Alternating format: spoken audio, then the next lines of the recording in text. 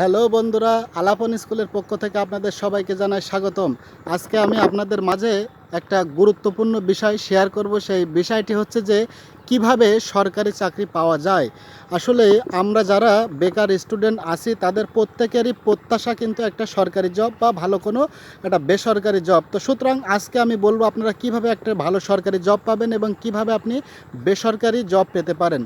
তো আপনাকে ভালো একটা সরকারি জব পেতে হলে সর্বপ্রথম যে কাজটি আপনাকে করতে হবে, কোন জবটা আপনি পেতে চান সেই জবটাকে সিলেক্ট করতে হবে।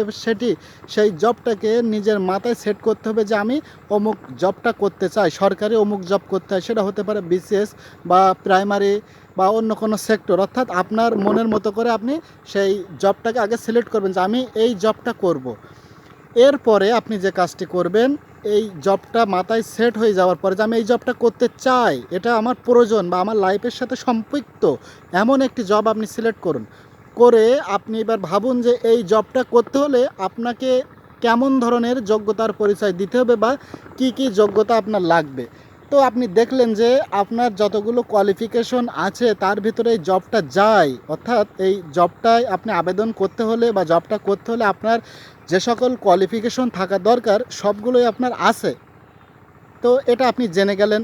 জানার পরে যে কাজটি আপনাকে করতে হবে সেটি হচ্ছে যে আপনার যোগ্যতা আছে জবটি করার, সুতরাং আপনি কিন্তু আর পিছিয়ে থাকবেন না। আপনার যোগ্যতার সাথে যদি তাদের জবের সিকিউরিটি বা জবের যে অপশান থাকে, অপশানের সাথে যদি আপনার বা সিস্টেমের সাথে যদি আপনার যোগ্যতা মিলে যায়, তখন আপনাকে সামান্য একটু কাজ করতে হবে, তাহলেই আপনি সরকারি চাকরির দ্বার প্রান্তে পৌঁছে যাবেন বা সরকারি চাকরি পেতে পারেন। সেই কাজটি কি?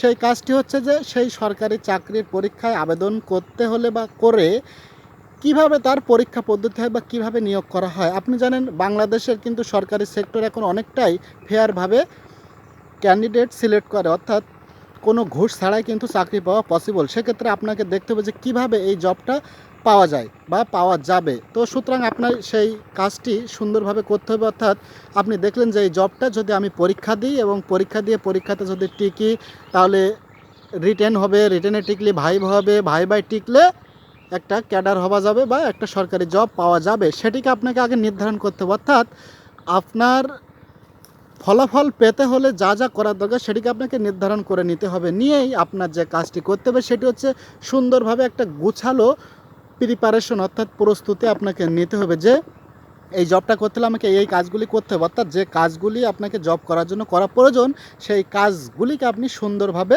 করতে পারবেন। এছাড়াও অন্য আরও একটি উপায় আছে, সে উপায়টা কি জানেন? অসৎ উপায়। কিন্তু বর্তমানে আপনি অসৎ উপায় অবলম্বন করে সরকারি কোনো জব পাওয়ার চেষ্টা করেন না, সেটা আপনার হিতে বিপরীত হবে, অর্থাৎ ব্যর্থতায় থেকে যাবে। সুতরাং আপনি পরিশ্রমী হন, নিজে চেষ্টা করেন, অবশ্যই আপনি একটা সরকারি জব পাবেন। আর বাংলাদেশের সরকারি জবের ভিতরে সবচাইতে সম্মানজনক চাকরি যেটা আমি মনে করি সেটা হচ্ছে একজন বিসিএস কর্মকর্তা, অর্থাৎ বিসিএস ক্যাডার হওয়া।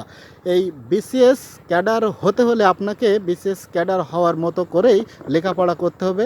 এর জন্য আপনাকে প্রথম প্রিলিমিনারি, তারপরে রিটেন, তারপর ভাইবা টপকেই কিন্তু একটা ক্যাডার সার্ভিসে আসার সুযোগ রয়েছে ফেয়ারভাবে। সুতরাং এই সুযোগটা আপনি কাজে লাগাতে হলে আপনাকে সুন্দরভাবে কিন্তু একটা গোছালো প্রস্তুতি নিতে হবে, অর্থাৎ আপনি প্রস্তুতি যদি ভালোভাবে না নেন তাহলে কিন্তু আপনার পক্ষে সরকারি জব পাওয়া অসম্ভব। সুতরাং সরকারি জবটা দেখুন কি কি প্রশ্ন হয়, কোথা থেকে হয়, সেগুলো আপনি খুঁজে খুঁজে বের করুন, করে সে অনুযায়ী একটা সুন্দর প্রস্তুতি আপনি গ্রহণ করুন। অবশ্যই আপনার দ্বারা সম্ভব, অবশ্যই সম্ভব। আপনি কখনো ডিপ্রেশনে ভুগবেন না, মনে হতাশা আনবেন না।